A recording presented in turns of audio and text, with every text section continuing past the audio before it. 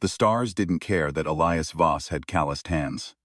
They hung above the dry flats of the reach the same way they always had, cold, indifferent, impossibly far, and Elias would stand outside the barn after midnight when the rest of the family was asleep, and he would look up at them the way a man looks at a locked door he spent his whole life trying to open. The door was still there. He was still here. The key was in the barn, 3 stories tall and smelling of machine oil and burned copper wire, and it had taken him 11 years to build. Keth found humanity on a Tuesday. That detail always struck people as strange when the historians wrote it down later, that the first contact with an interstellar civilization happened on an unremarkable Tuesday in October, the same day the school board voted to cut the music program, and a tropical storm made landfall in the Gulf. The Keth didn't announce themselves with fire or glory. Their scout vessel simply appeared in low orbit, casting on frequencies no one had used in a century. It was a greeting. It was also a census. They were counting, and the count was not going well for the species they'd found. The Keth were old. That was the first thing humans learned about them from the xenolinguists, who spent 14 months decoding their transmission. Not old the way a mountain range is old. Old the way the light from a dying star is old, arriving long after the source has gone cold. They had been spacefaring for 11,000 years. Their biology was distributed across 18 worlds. Their oldest living member was, by their own reckoning, somewhere between 400 and 600 years old, and they approached the concept of age with the same casual indifference they approached most things that concerned shorter-lived beings. What they were not was patient. They gave humanity 7 years. Not to make contact, that had already happened. Prove themselves. The Keth did not believe in proving.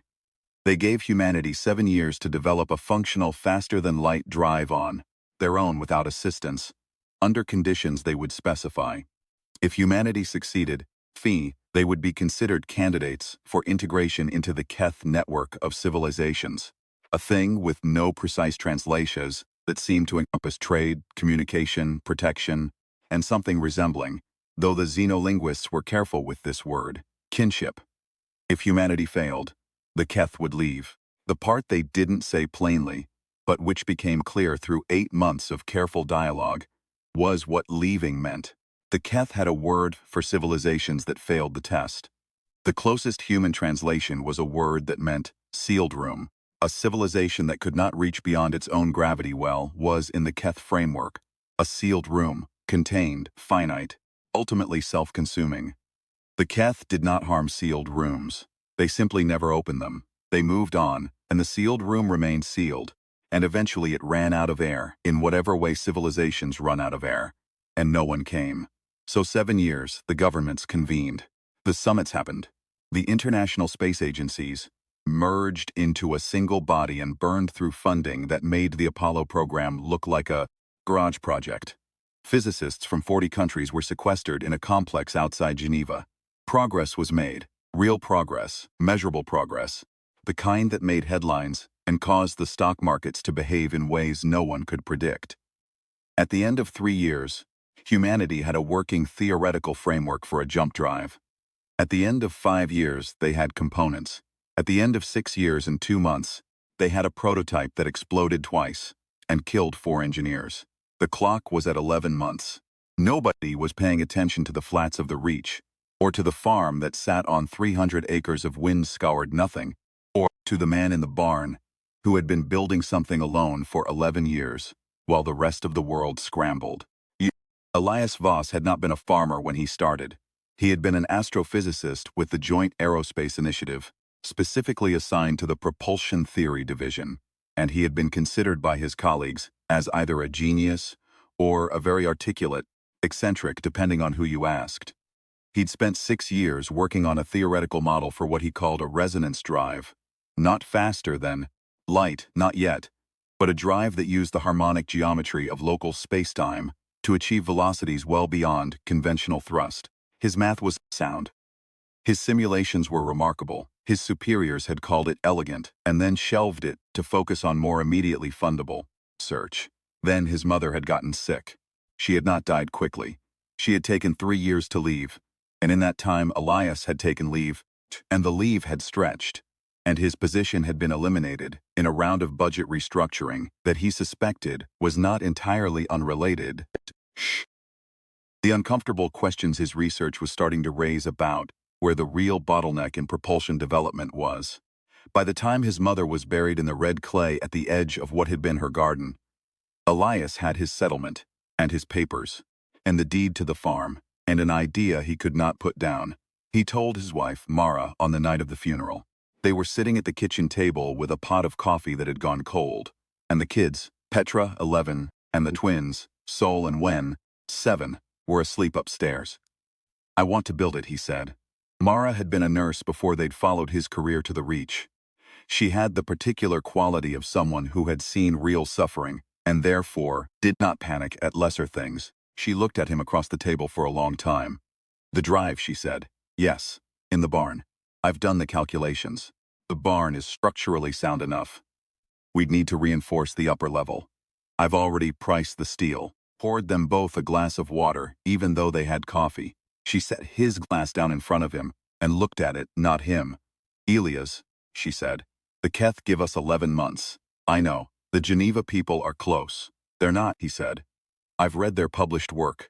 They're building on a flawed assumption about the resonance threshold. They'll realize it eventually. Maybe in time, maybe not. My model doesn't make that assumption." She looked at him then. Whatever she saw in his face, the certainty, the grief, the need that had been building for 11 years of being told his ideas were interesting but impractical, seemed to make a decision for her. "We'll need to reinforce the upper level," she said. He had not stopped working since. The Voss children grew up understanding the barn, the way other children understood their parents' jobs, as a thing that was simply true about their family, a permanent feature of their world, requiring accommodation and respect. Petra, 22 now, and studying material science at the university in the city 3 hours away, came home on weekends to run calculations. Sol, 18 and built like the fence posts he'd helped his father set for years, had become Elias's primary fabrication assistant. Wen, quieter and more precise, managed the electrical systems with a patience that made her father proud, in a way he couldn't quite put into words. They called it the Voss Initiative, among themselves. Outside the family, Elias didn't talk about it. That had been a strategic error, he would later decide. The Keth contact protocols required that any civilization's solution to the jump drive challenge had to be presented through official channels, reviewed, certified, and transmitted to the Keth observation post that had established itself in a stable orbit between Earth and the Moon. The assumption on every diplomat's part had been that the only solution would come from Geneva.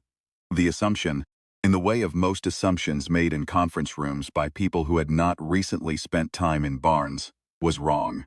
When the Compliance Review Authority showed up at Elias's gate, there were 7 vehicles and 12 officials, and 2 men in the kind of suits that don't reflect the light correctly. Elias was welding something to the lower support strut of the drive assembly when Wen came to get him.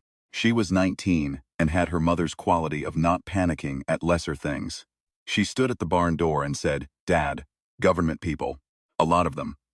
He put down the torch and pulled off the mask and looked at her. "How many?" 12 that I can see." He thought about it for a moment, wiped his hands on his jacket, and walked out to meet them.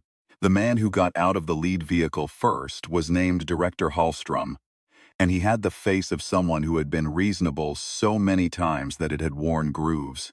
He shook Elias's hand with the careful firmness of a man who had been trained to be non-threatening and found it exhausting. "Mr. Voss," he said, "we've been made aware that you are conducting private propulsion research on this property. We have concerns." "You've been aware of me for a while," Elias said. "You didn't come out before." Hallstrom's expression shifted slightly. "We became more specifically aware recently. We understand you may be attempting to register a flight plan with the Keth observation post. I filed the paperwork 3 weeks ago." The 2 men in the non-reflective suits exchanged a look that they thought was subtle. "Mr. Voss," Hallstrom said carefully, "protocol for presenting a jump drive solution to the Keth is a formal international process. There are security reviews, verification requirements. The Geneva team is the designated." "The Geneva team," Elias said, is working from a resonance threshold model that assumes linear harmonic decay. It doesn't decay linearly. I published a paper on this in 2019. Nobody read it. A pause. "You're claiming your drive works," said one of the suit men. His name was never given, and Elias didn't ask. "I'm claiming my drive is testable," Elias said. "The Keth didn't say it had to be built by a government. They said humanity needed to produce it. I'm human. This is mine." The visit lasted 4 hours. They inspected the barn. They asked for documentation. Elias had 11 years of documentation, organized by date and cross-indexed by system component. And watching them take in the volume of seemed to produce in Director Hallstrom something that was not quite respect, but was adjacent to it. They left with copies of everything, and a polite but firm statement that any attempt to contact Keth observation post through UNIFA channels would be considered a breach of the Contact Protocols Act. Went back inside and kept working. 3 weeks later they came back, and this time they brought lawyers and an injunction. The injunction cited 17 separate regulatory frameworks that Elias had allegedly violated, including 4 that had been written specifically in response to the Keth contact, and therefore could not have applied to the first 9 years of his. It required him to cease all propulsion research pending review. The review was estimated to take no less than 8 months. He had 11 months left. 8 months of review left him 3. The drive needed 4 to complete. Mara found him that night sitting in the dark kitchen after the kids were in bed. She didn't turn on the light. She sat down across from him, and they both looked at the space where the cold coffee pot would be if they'd made coffee. "They want to shut it down," he said. "I know.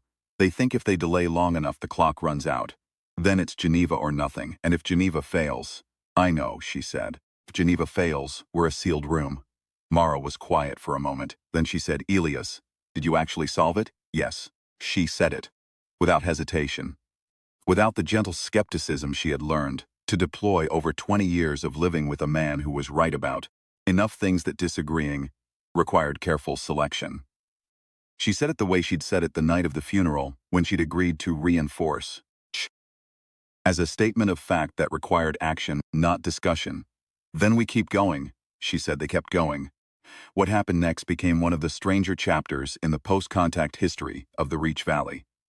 Elias Voss, with the help of his 3 children and his wife and an elderly neighbor named Gus Peralta, who had once been an aerospace machinist and came over 3 mornings a week to help with parts fabrication, continued building the drive in direct violation of the injunction. His daughter Petra drove back from the city and didn't go back. Saul began sleeping in the barn on a cot, wedged between 2 equipment racks, so he could run tests overnight. Wen rewired the entire sensor array from scratch after determining that 3 components had been installed incorrectly 2 years prior. Elias slept 4 hours a night and spent the rest of it working. He also, and this was the part that cost him something, called the press. Not because he wanted attention. He'd spent 11 years specifically not wanting attention. He called them because Hallstrom's people had begun parking 2 vehicles at the end of the road that led to the property, chained, and because he understood what the next step would be, and because in the particular chess game he was now playing, the only piece he had left was visibility. The story that ran first was in a regional outlet, picked up by a wire service, and within 48 hours it was everywhere. The astronaut farmer of the Reach, the lone mechanic, the man in the barn. The headlines were various, but the question they were all actually asking was the same one. Is this real? The Keth answered that question without being asked.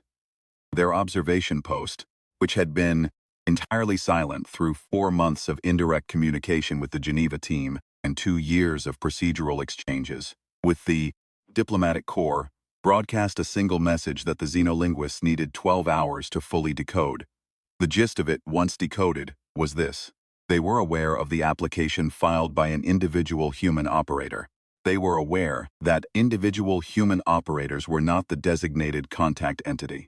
They were also aware that their challenge had been issued to humanity as a species, not to any specific organizational structure thereof, and they would receive any credentialed demonstration of a working jump drive from any human source, provided the demonstration occurred within the agreed window.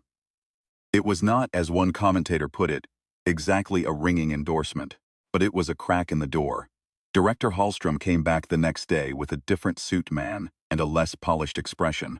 "Mr. Voss," he said, standing at the barn door this time rather than in the yard, looking at the drive assembly in a way that suggested he was doing math he didn't want to do.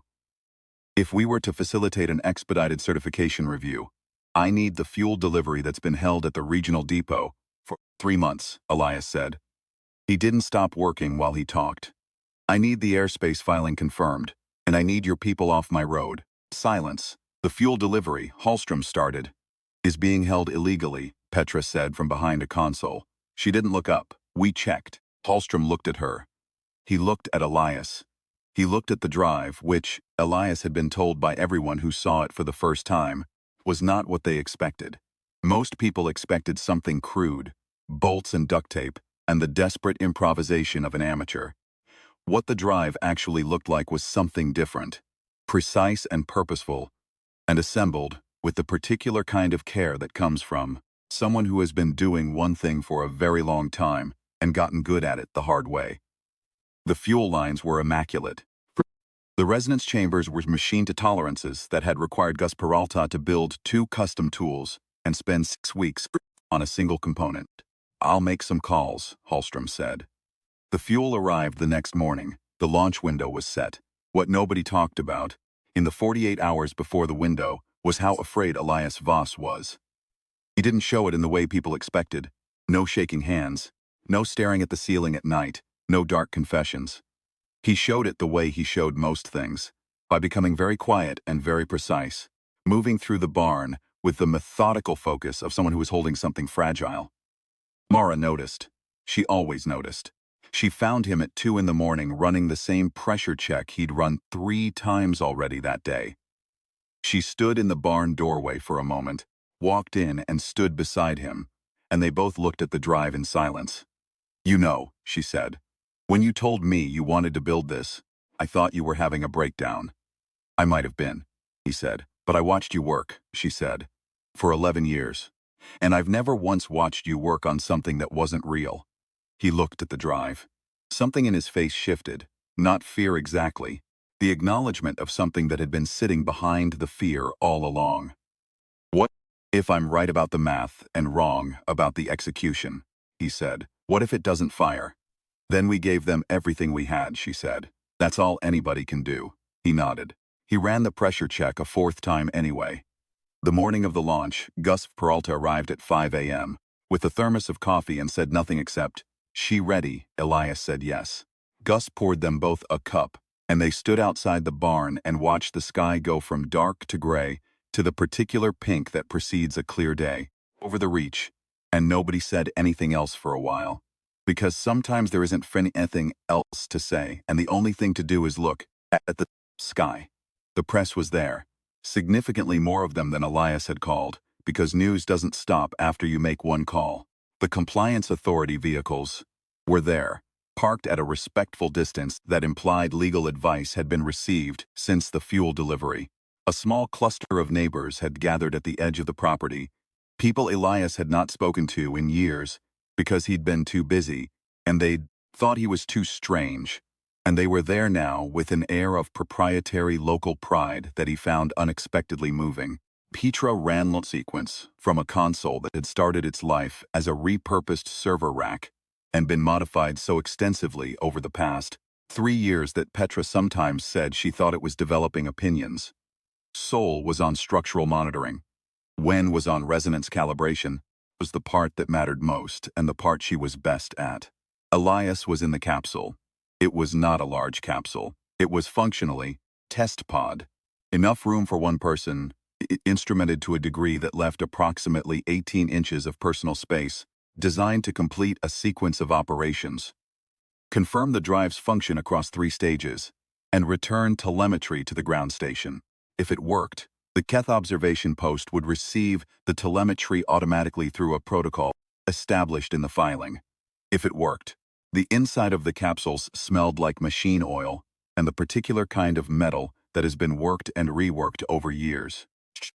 Sat in the seat he'd built himself and thought about his mother's garden and about the night his daughter Petra had been born during a storm that knocked out the power to the hospital, and about a paper he'd written in 2019 that nobody had read, and about the stars above the reach on cold, clear nights. Wen's voice came through the comm. "Resonance chambers at calibration nominal," she said. Voice was steady. She was 19 years old. He thought about that for a moment. "Copy," he said. Souls got structural green. "Copy. Petra's running final sequencing. Tell her." He stopped, started again. "Tell her she's the best materials scientist I know." A pause. "She says you only know 3 materials scientists. Tell her that's true, but the ranking still stands." Then Petra's voice. Different comm channel. "Launch sequence complete. Drive charging. Dad." "Yeah. You were right about the threshold," she said. "I ran it again last night. The decay curve matches your 2019 model within 0.3%. He closed his eyes for a moment. "It's good to know," he said. "I thought you might want to know it before." "Yeah," he said. "I did." The drive charged in 37 seconds. The sound it made was not the roar that rocket engines make. It was something lower and more complex. A harmonic frequency that people standing outside the barn later described in completely different ways. Some said it sounded like a chord. Some said it sounded like something large settling into alignment. Gus Peralta, who had worked in aerospace for 40 years and had very specific expectations about what mechanical things sounded like, later said only that he'd heard it and known it was right without being able to say why. Then the drive fired. The test pod crossed the first threshold in 0.003 seconds. It crossed the second in 0.0018 seconds. At the third threshold, Elias had named in his 2019 paper the resonance inversion point, and which the Geneva team had not yet identified as a category, the pod briefly existed in a state that the instruments recorded, and that the xenolinguists would later note was consistent with Keth descriptions of jump space. For 11 seconds, Elias Voss was somewhere that human beings had never been before. He would be unable to describe it in any way he found satisfying.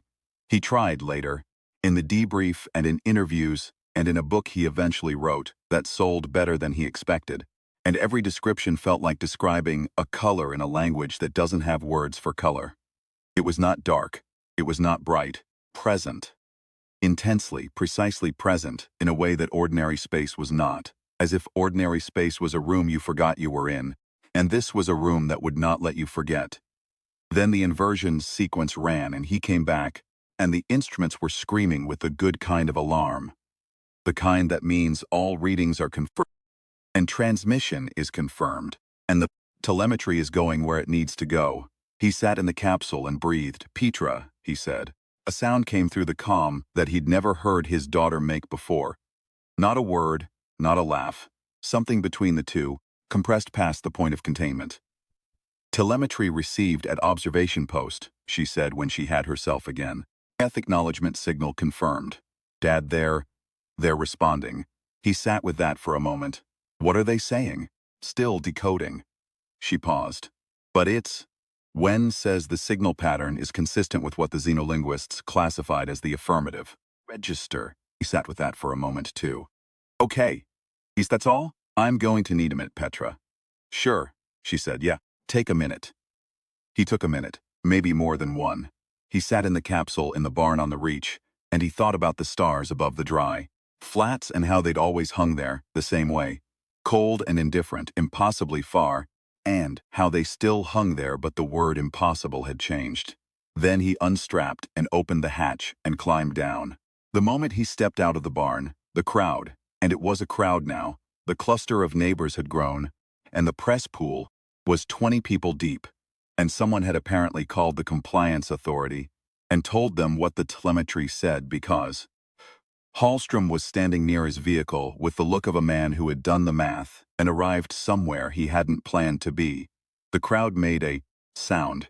It was not a cheer exactly, or it was a cheer plus something else, something older than celebration, the sound of people who have been holding their breath for a very long time and are only now, carefully, letting it go.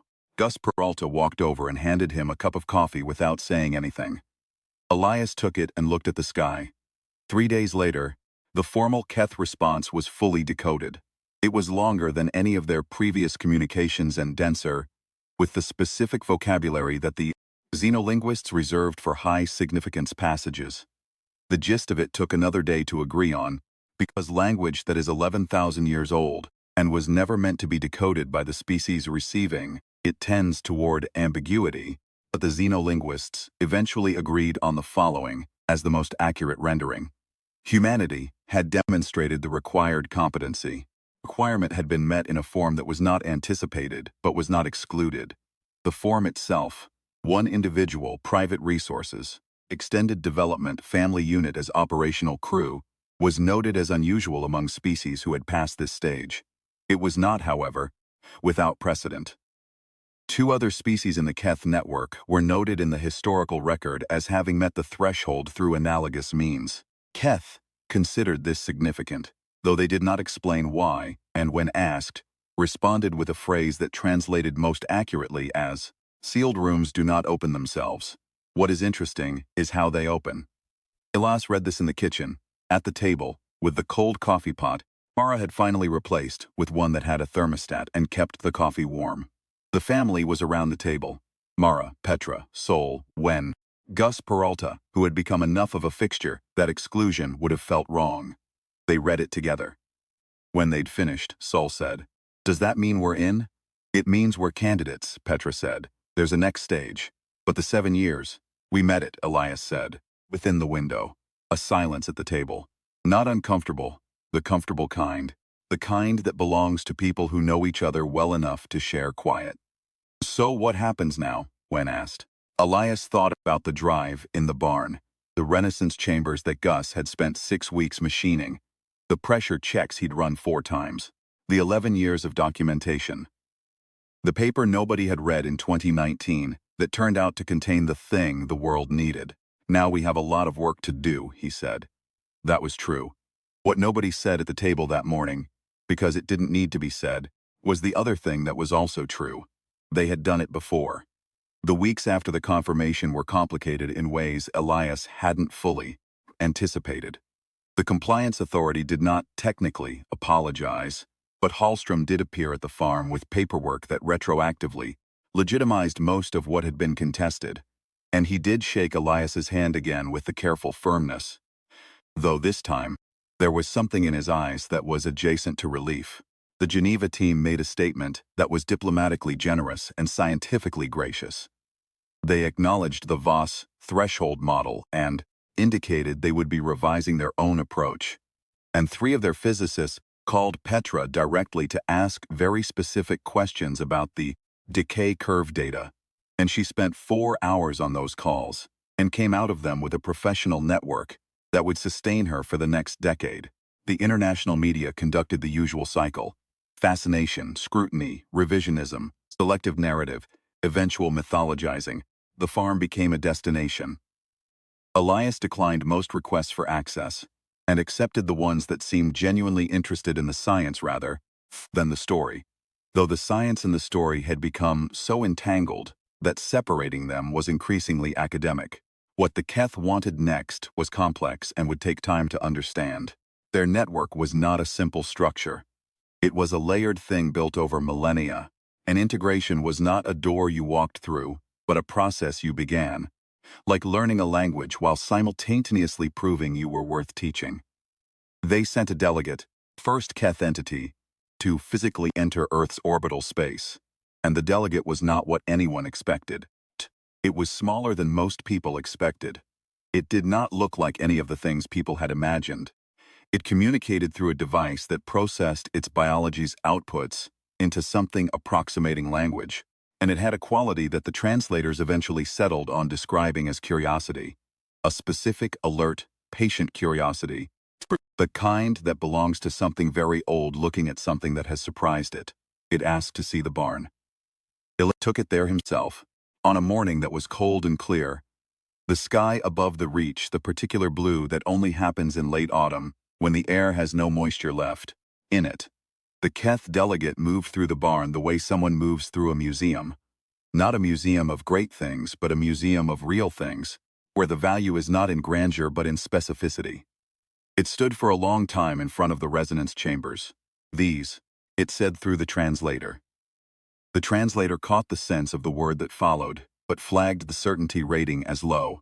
Something like made by hand, or built with attention. The translators weren't sure. Both seemed to apply. Yeah, Elias said. My neighbor made those. Took him 6 weeks. The delegate looked at the chambers for another moment. Your people, it said, with the translator working hard and flagging several uncertainty points. Do this thing, the individual working, the long time, the family. Yeah, Elias said we do that. Another moment. It is not common, the delegate said, among the species we have found. I imagine not. Most, the delegate said, flagging high uncertainty, most organize large effort, central direction, distributed work. It seemed to consider how to say the next thing. This, a word, that translated as approximately, the other approach. The one from the side. The approach that is not the direct approach. Stubbornness? Elias offered.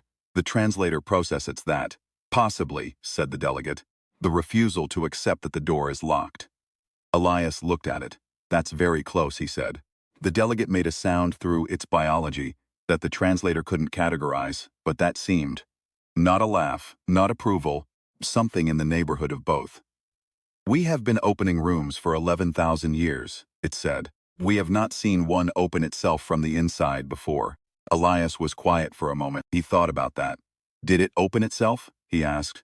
Or was it always cracked and we just kept pushing? The delegate's translator was quiet for several seconds. This, it finally said, is why you are interesting. The next stage of integration would take years. Everyone agreed on that.